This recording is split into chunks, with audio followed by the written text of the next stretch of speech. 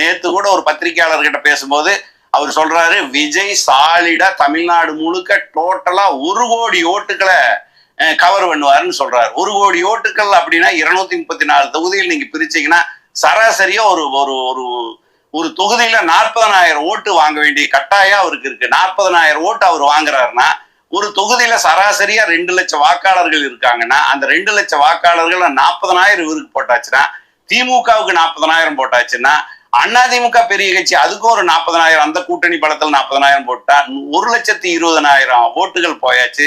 சராசரி 2 லட்சத்துல 1,60,000 ஓட்டுகள் போலிங் ஆகலாம். அந்த 1,60,000 ஓட்டுல ஒரு 10,000 ஓட்டு சீமானுக்கு போயிடலாம், உதிரி கட்சிகளுக்கு போயிடலாம், நோட்டாவுக்கு போயிடலாம். இப்படி எல்லாம் போகும்போது 40,000 ஓட்டு விஜய் வாங்குறதா இருந்ததுன்னா கிட்டத்தட்ட ஒரு 70 to 75 சீட்டு விஜய் பிடித்தே ஆகணும் அப்படிங்கறதுதான் ஒரு கணக்கு. 1 கோடி ஓட்டெல்லாம் ஒரு